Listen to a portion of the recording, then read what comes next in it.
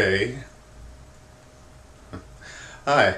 The text that we're going to take a look at today is Plato's Phaedrus. Plato's Phaedrus is a weird dialogue. Unlike the earlier dialogues by Plato, say the Apology or the Crito, what we see in Plato's Phaedrus is not just reportage of Socrates' position, as we take those earlier dialogues to be, but rather a mature position espoused that is taken to be Plato's position, actually. Now, this may be a bit confusing because in this dialogue you see the character Socrates running around, having conversations, getting into arguments, etc., etc.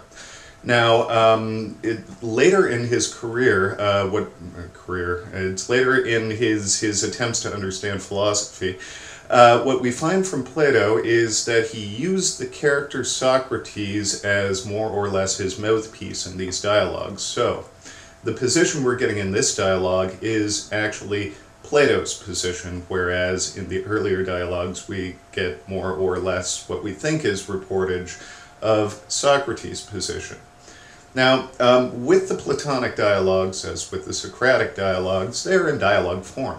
Right? So there's a narrative structure, they set a scene, and all of this is important to understanding the sorts of things that are going on in this dialogue. So, for example, in this dialogue we find the character Socrates bumping into the title character, Phaedrus, who has been listening to speeches all day.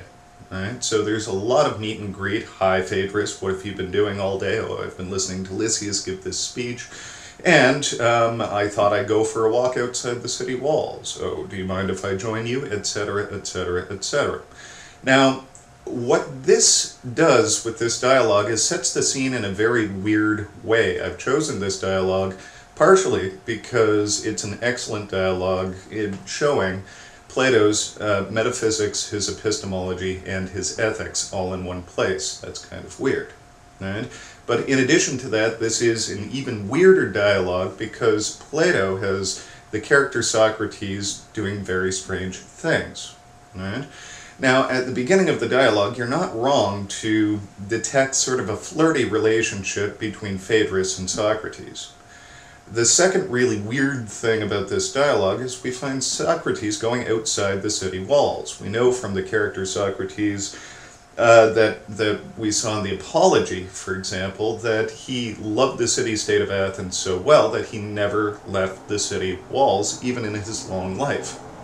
So, alright, immediately, right off the bat, what we are finding is that the character Socrates is about to espouse a very strange argument. It's very strange, right?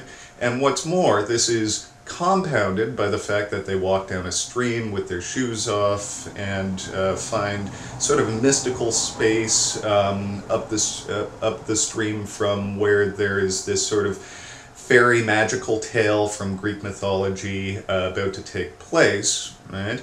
Now, this is all it kind of disarms Socrates, right? He's not in his normal place, and he's not about to espouse a normal argument, right?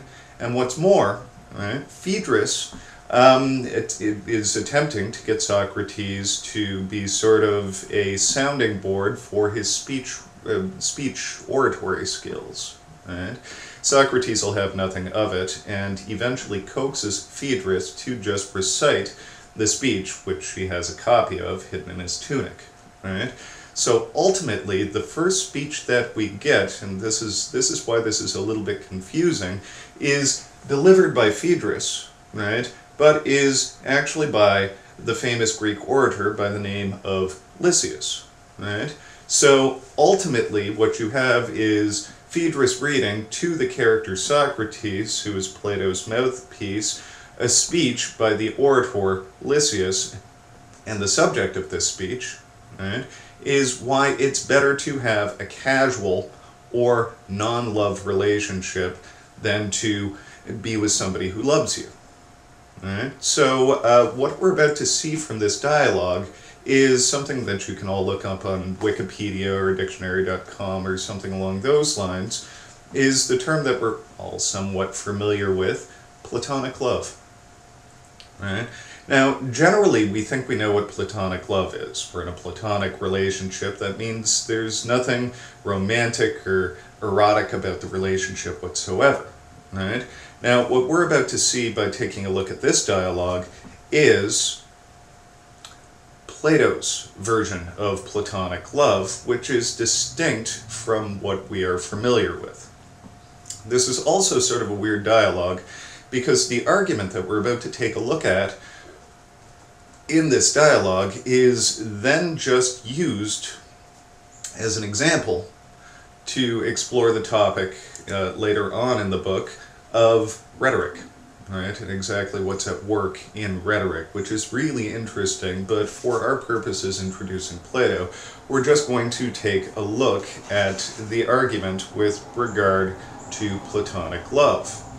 Now, what we are going to have to do is make a distinction between two forms of argument right off the bat, right? Firstly, we have inductive arguments, right, which are the arguments most of us are familiar with, right? These kind of arguments, generally an argument is a set of reasons or premises set out in defense in support of a conclusion, right? Now, an inductive argument, these premises or reasons, what they do is they supply strong support to a conclusion, right? If we look at this reason, that reason, and the other reason together, right, and try to draw a conclusion from them, it seems extremely likely that that conclusion, right, is true. Right? Now, inductive arguments are set against another form of argument that we'll take a look at in a minute. That is a deductive form of argument, right? Wherein, right, the premises supply not just strong support as the inductive arguments do, but rather necessary support, right? And in this text, right, in the preamble, right, we see a lot of use of the term terms what seems to be the case, what is likely, etc., etc., etc. Now, for you, that's your literary signal that the type of argument that we're about to get from Lysias, which doesn't start till page 7, right, is an inductive argument, because what seems to be the case, what is likely, indicates that the argument is about to provide strong, yet not necessary, support for the conclusion. In a minute, we'll take a look at Lysias's inductive argument, but, you know, like I say, you should be familiar with this argument form. It's the argument form that most of us use most of the time, right? Whereas a deductive argument, right, would be more like this, right? All men are mortal.